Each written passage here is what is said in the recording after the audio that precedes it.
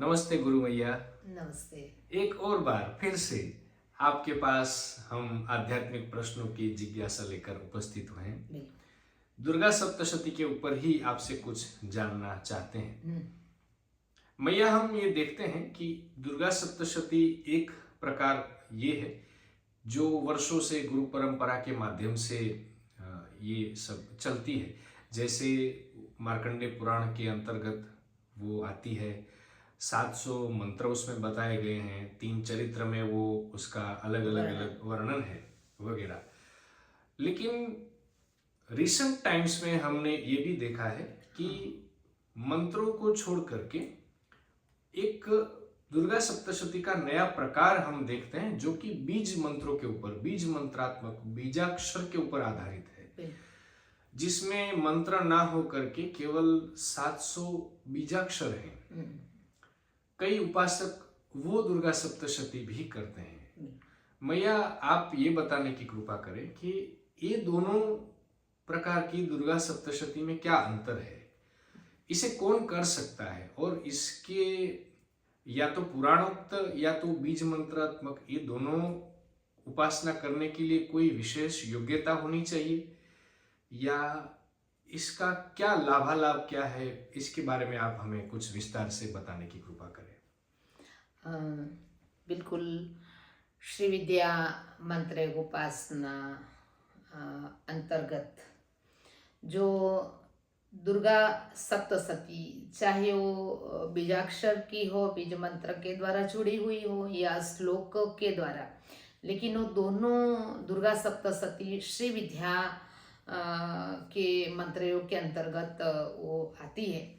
परंतु यहाँ आपका सवाल है कि बीज मंत्र 700 जो श्लोक दिए, पहले तो दुर्गा सप्तशती ये क्या है? माँ दुर्गा का सप्तशती यानी 700 श्लोकों में वर्णन, जिनको मार्कंडेय पुराण के अंदर, पुराणोक्त भी कहा गया कि मार्कंडेय पुराण के अंदर जो इनका वर्णन है दुर्गा सप्तशती में, जिनको 3 चरित्र में, महाकाली चरित्र, महालक्ष्मी चरित्र, माँ सरस्वती चरित्र, ये तीनों को वर्णित एक करके जो कुल 6 विभाग में बटी हुए, तो कवच, अर्गला, किलक और प्रथम, द्वितीय और तृतीय जो रहस्य, ऐसे मिला के एक दुर्गा सप्तशती पूर्ण संपूर्ण मानी जाती है, जो एक श्लोक के आधार से है पूरी उसमें।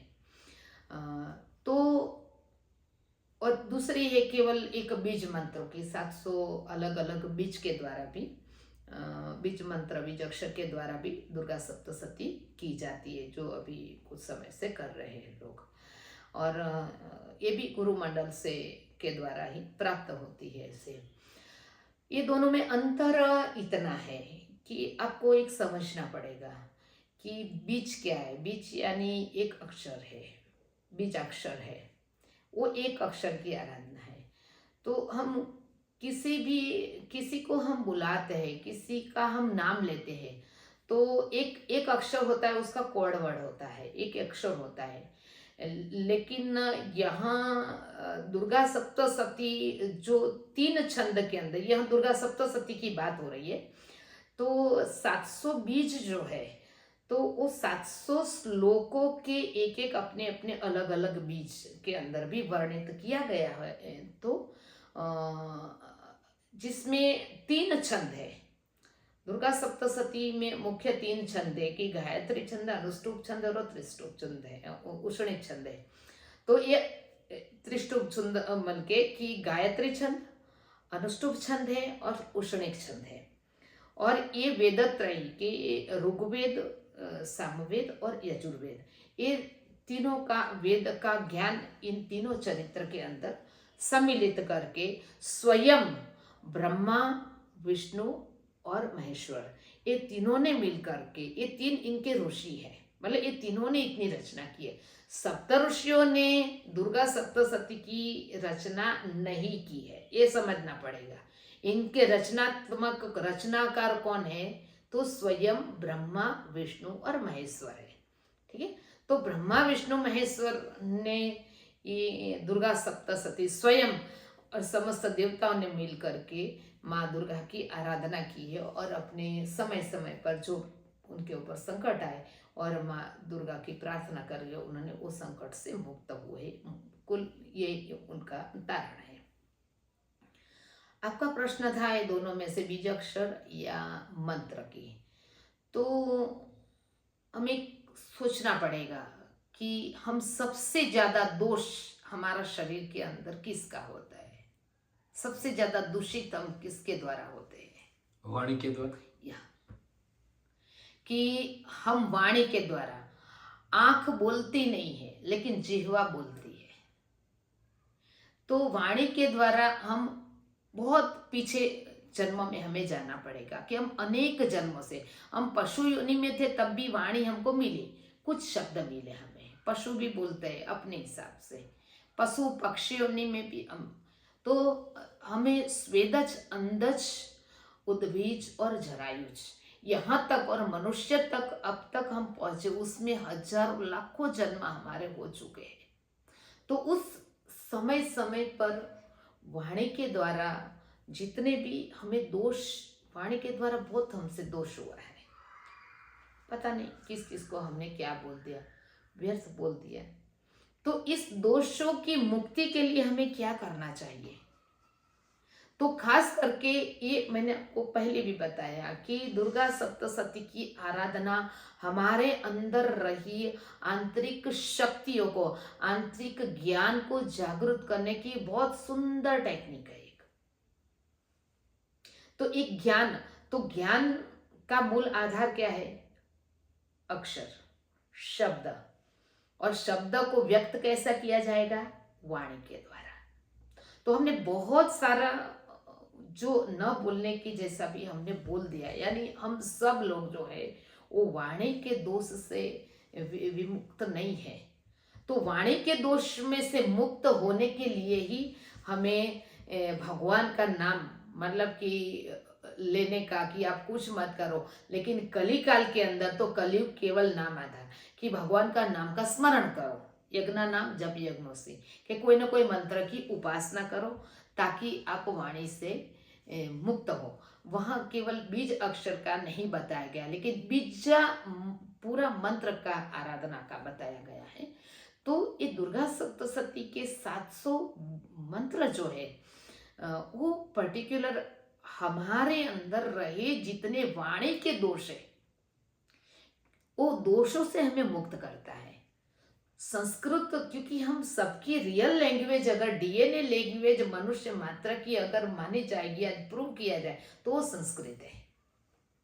तो संस्कृत है तो तभी ये सनातन संस्कृत की एक भाषा अगर कही जाएगी मनुष्य मात्र की, तो ये सत्य की एक भाषा कही जाएगी तो वो संस्कृत है, क्योंकि वो दिव्य वाणी है, दिव्यता है उसके अंदर।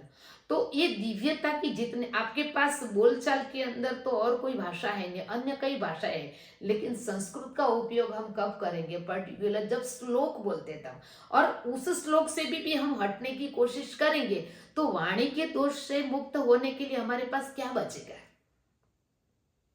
तो इसीलिए पहले के समय के अंदर ऋग्वेद अध्ययन कराया जाता था ब्राह्मणों को, लेकिन फिर ब्राह्मण एक कम्युनिटी थी जिनको ऋग्वेद, यजुर्वेद वगैरह वेदों का ज्ञान दिया जाता, वेद पढ़ाया जाता था, परंतु वेद पढ़ने के लिए सभी लोग तो समर्थ नहीं है।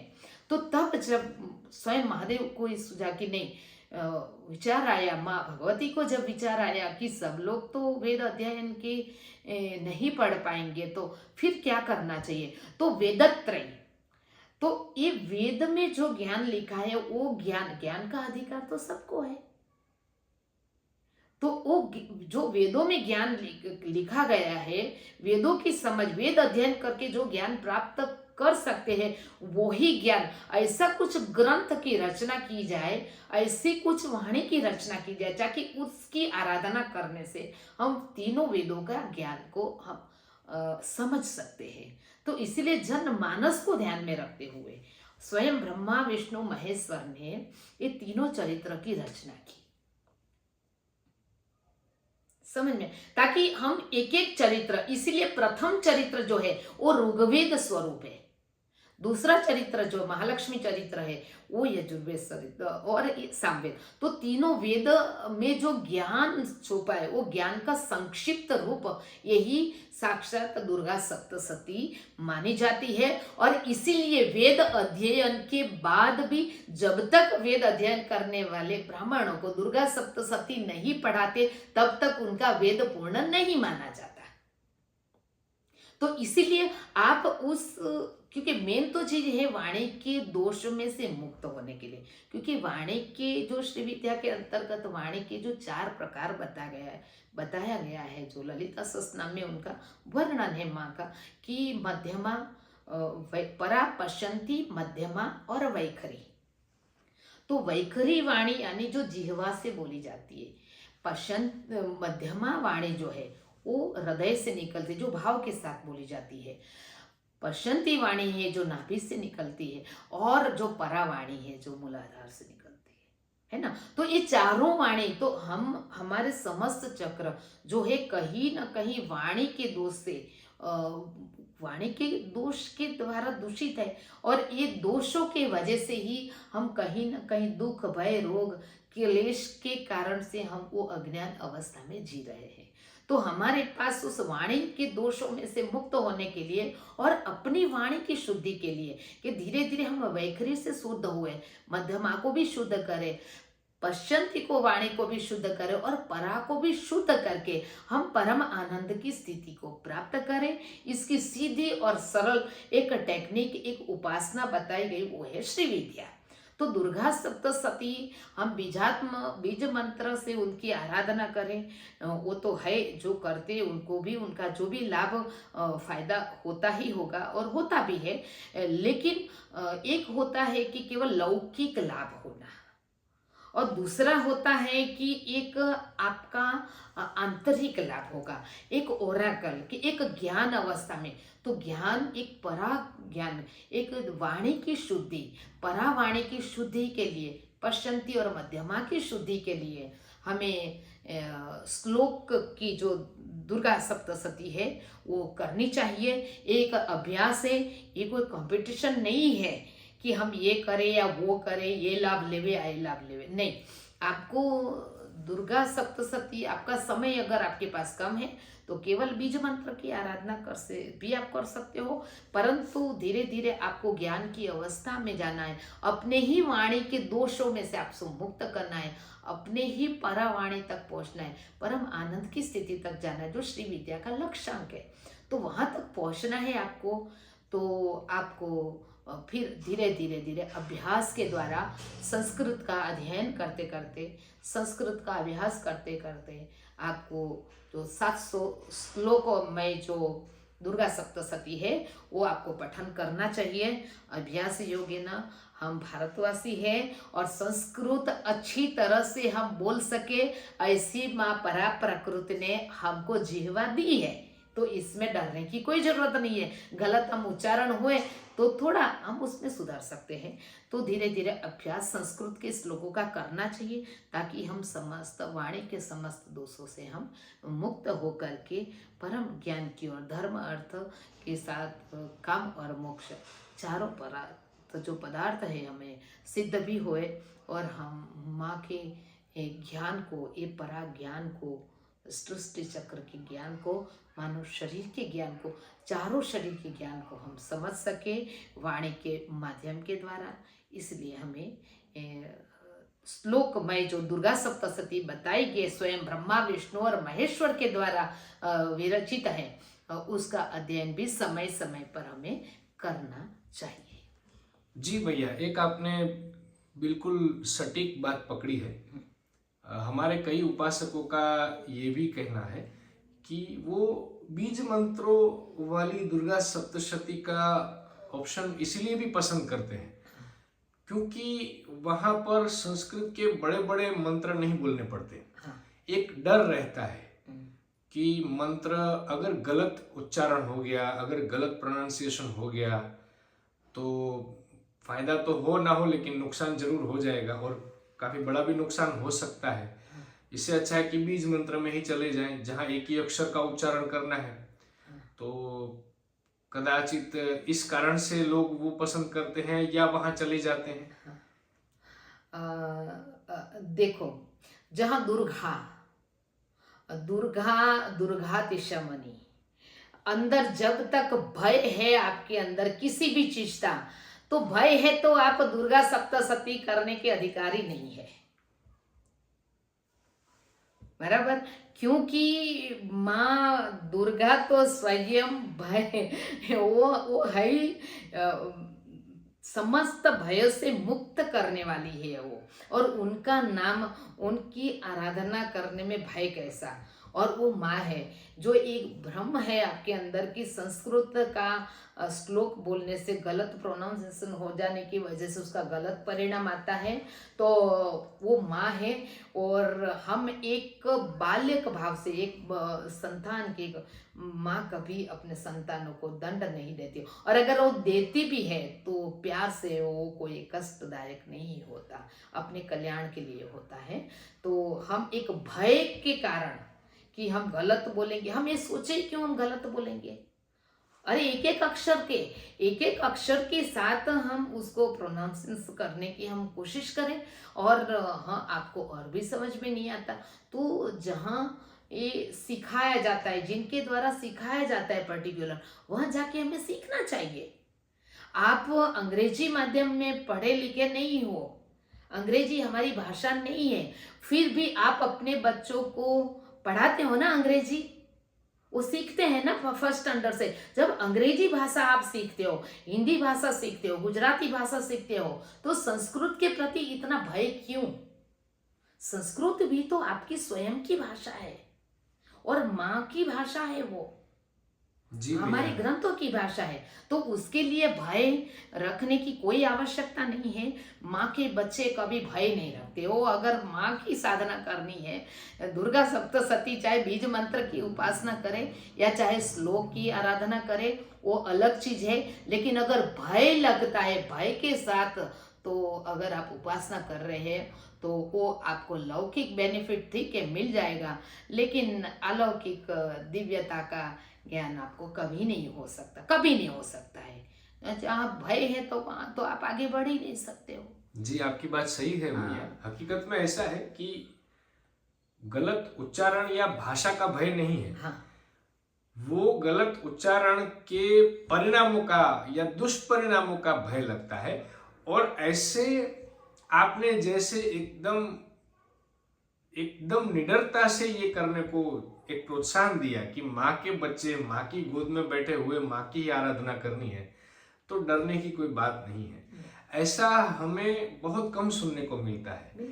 समाज में लगभग लगभग यही धारणा चलती है कि दुर्गा सप्तशती यानी एक बड़ा ही गंभीर और बहुत ही ध्यान रख के चलने वाला, उपासना में भी बहुत सारी ये हो जाएगा, ऐसा हो जाएगा, ऐसे भय के साथ हमने सुना है।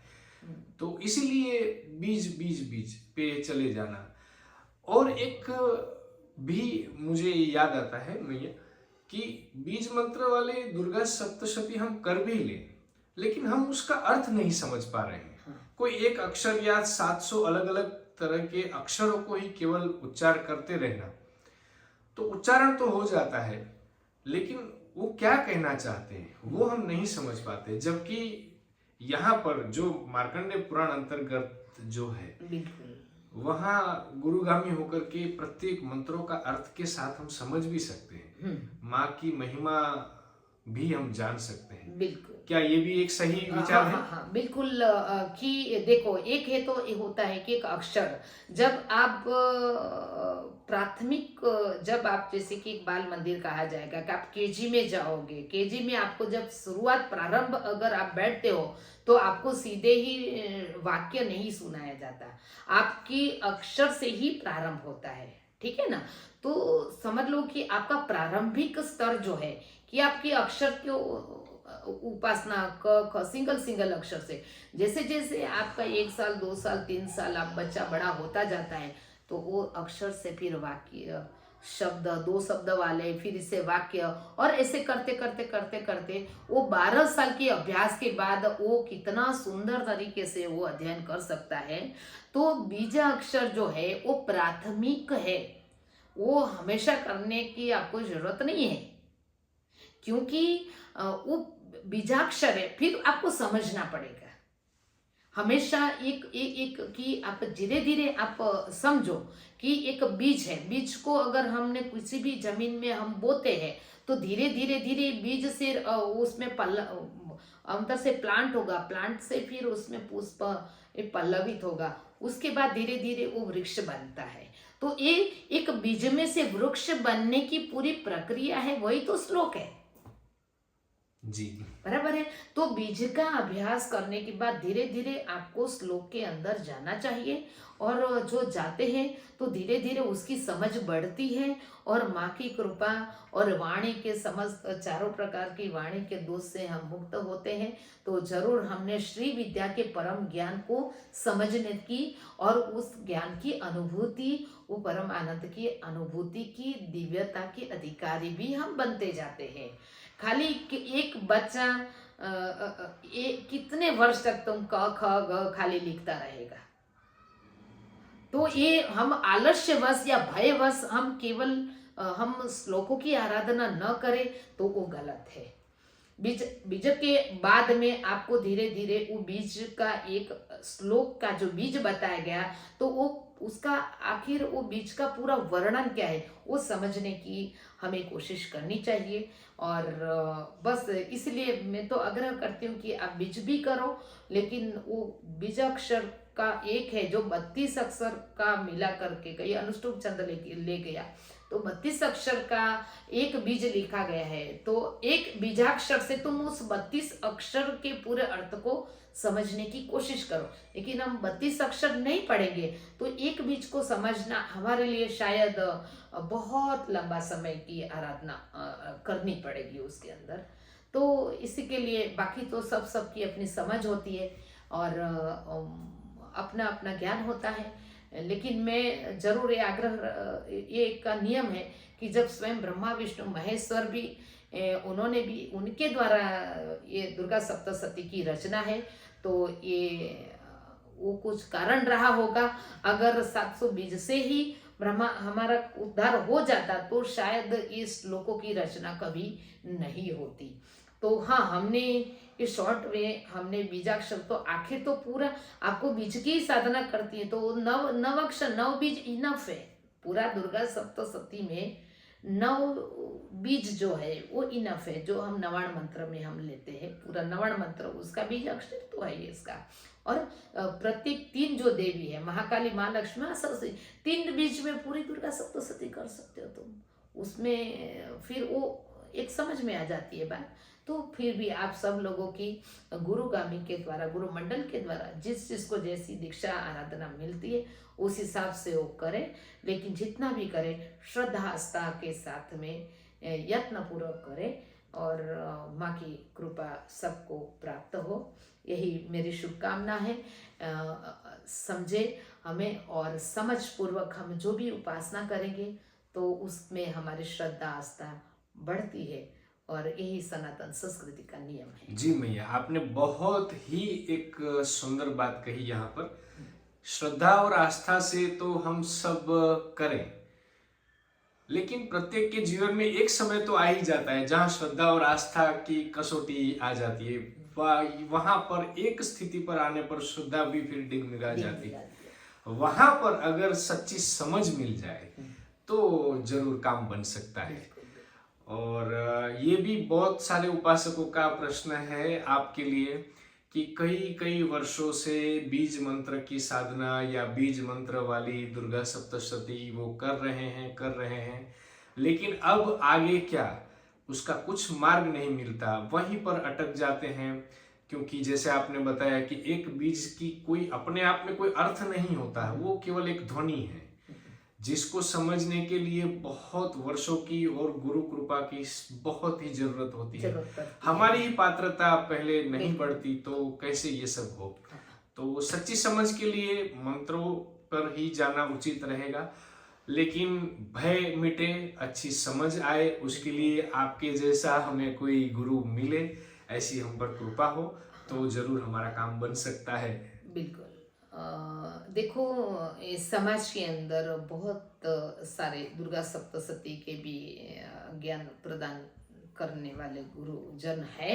ऐसी बात नहीं कि हम नहीं कर रहे, बट हाँ, एक शरणागत भाव से अगर हम जाते हैं किसी गुरु शरण के अंदर कि मुझे सीखना है, मेन तो चीज़ है आपके अंदर का भय, और आपके अंदर आप ही ऐसे बोलोगे कि मुझे तो 10 मिनट की उपासना, मेरे पास भी कहीं आते हैं ऐसे कि मैया हम शॉर्ट में, हमें खाली 10 मिनट में, हमारे पास 24 घंटे में 10 मिनट का समय है, आप हमें 10 मिनट वाली दुर्गा सप्तशती बताओ। मैं बोलती हूँ मैं तुम्हें 1 मिनट वाली दुर्गा सप्तशती का रहस्य बताती हूँ।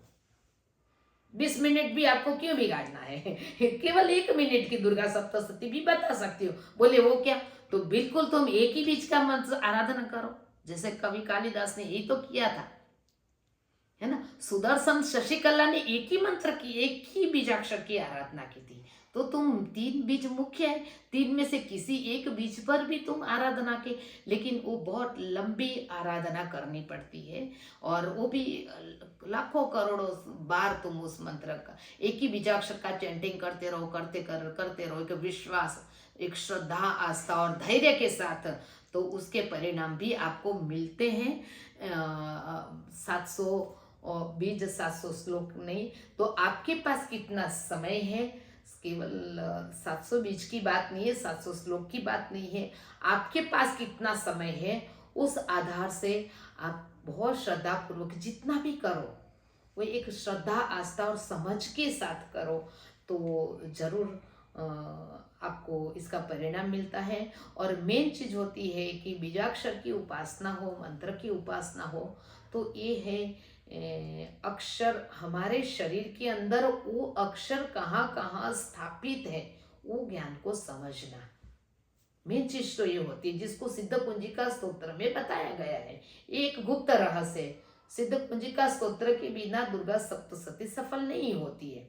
तो ये है कि इस शब्द की आराधना है, अक्षर की उपासना है, श्री विद्या, चाहे बीजाक्षर हो चाहे मंत्र हो, है ना, है आकर वो अक्षर की उपासना है।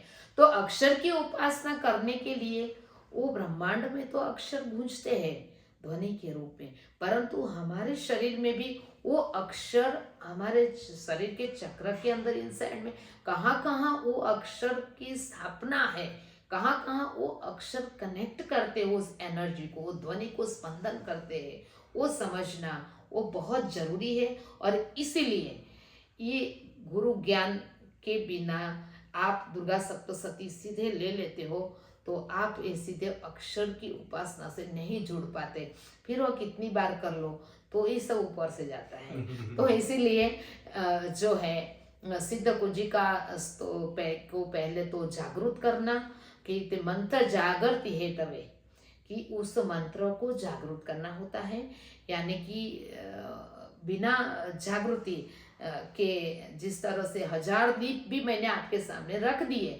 माचिस भी रख दिया, लेकिन वो दीप रखने से कभी अंधकार नाश नहीं होता। एक दीप भी होगा तो चलेगा, 1000 की आवश्यकता नहीं है, लेकिन वो दीप को प्रज्वलित करना पड़ेगा। तो इसीलिए ज्वाले ज्वाले प्रज्वल प्रज्वल, तो सिद्ध कुंजिका स्तोत्र को पहले तो प्रज्वल करना पड़ता है, उसको आपको प्रदीप्त करना, दीप्तम कुरु कुरु स्वाहा, उसमें स्पष्ट लिखा है, उसको पहले प्रदीप्त करो, यानी कि कौन से अक्षर आपके शरीर के अंदर कौन से चक्र से संबंधित है, ताकि जो अक्षर आप बोलते हो वो अक्षर की जो शक्ति, एनर्जी सीधी उस स्थान को जाके स्पर्श करे। ये ज्ञान ही सबसे, इसलिए अभक्ति नहीं वदातव्यम गोपितम रक्ष पार्वती, महादेव ने स्वयं बोला है कि ये ज्ञान गुरुगामी ज्ञान है। दुर्गा सप्तशती ये मेन रहस्य ही उसका सिद्ध कुंजिका स्तोत्र है। तो इसमें सिद्ध कुंजिका स्तोत्र तो प्रदीप्त करने के बाद ही हमें दुर्गा सप्तशती की आराधना या बीज अक्षर की आराधना करनी चाहिए, ताकि जो वाणी की हमें पूरा पूरा लाभ मिल सके, वो एनर्जी को हम पूरा पूरा फील कर सके। और इसलिए इसको गुरुमंडल या गुरुगामी ज्ञान कहा गया है। वो लाखों वर्षों से, क्योंकि सीधा आपको समझ में नहीं आएगा। वो चाहे श्लोक के द्वारा हो, चाहे मंत्र के द्वारा हो, चाहे बीज के द्वारा हो, है ना। तो हमें विधि विधान के पूर्वक हमें एक एडमिनिस्ट्रेशन की जो व्यवस्था की गई है, उस हिसाब से हमें इस ज्ञान को प्राप्त करके कल्याण का मार्ग सुनिश्चित करना चाहिए। वास्तव में मैया आपने बहुत ही बड़ा एक मिसकंसेप्शन आज क्लियर कर दिया। एक होता है कि बीज शॉर्टकट लगता तो है, दूसरा उसमें कुछ मेहनत नहीं है, बोलने में एक ही अक्षर बोलना है, लेकिन दिखने वाला शॉर्टकट वास्तव में बहुत बड़ा धैर्य हमसे मांग लेता है, जो लगभग आज के समय में हम सभी में वो धैर्य आना मुश्किल है। और जो प्रथम दृष्टि से बहुत ही डिफिकल्ट लगता है मंत्र बोलना, पूरे 700 मंत्रों वाली पुराणोक्त दुर्गा सप्तशती को अपना लेना, वो प्रथम दृष्टि से तो बहुत ही डिफिकल्ट है, लेकिन वो मार्ग सरल है। जल्दी सरल वो उसका परिणाम तुम्हें जल्दी दिखेगा। सीधा एक वे है कि जो कार्य शुरू में आपको डिफिकल्ट लगेगा, जी। वो परिणाम बहुत कम समय में आपको मिलेगा, और जो शुरुआत में इजी लगता है उसका परिणाम भी बहुत लंबे समय तक करना पड़ता है। वे वही है आखिर, ऐसा नहीं है कि शॉर्ट में हम कहीं भी पहुंच जाए, वो लंबा चलना पड़ता है। आपको फ्री, आपको टिकट खर्च, जितना टिकट खर्च करोगे उतना स्पीडी से आप पहुंच पाओगे, सीधा नियम है। पैदल चलोगे तो फिर आपको इतना समय जाएगा, ये सीधा नियम। आज तो बहुत ही सौभाग्यशाली रहे हम मैया, आपने तो ज्ञान का सागर ही खोल दिया। वो कहते हैं कि गुरु को जितने प्रश्न बड़ी श्रद्धा से पूछे जाएं, आपने एक ही प्रश्न में सिद्ध कुंजिका स्तोत्र के बारे में, प्रदीप्त करने के बारे में, महादेव ने क्या वचन दिया है, क्या कहा है, कितना सारा हमको समझाया। और मैं आशा रखता हूँ बहुत सारे उपासकों को आज ये बीज मंत्र और श्लोक, मार्कंडेय पुराण अंतर्गत जो सप्तशती है वो, और बीज मंत्रात्मक जो सप्तशती है उसका डिफरेंस, और किसको चूज करना चाहिए, किस तरह से करना चाहिए, इसके बारे में सारी शंकाओं के समाधान मिल जाएंगे। हम आपके बहुत बहुत आभारी हैं गुरु मैया। आप ऐसे ही हमारी शंकाओं का समाधान करते रहिएगा, हम पर कृपा बरसाते रहिएगा। बहुत बहुत धन्यवाद। नर्मदे हर मैया। नर्मदे हर।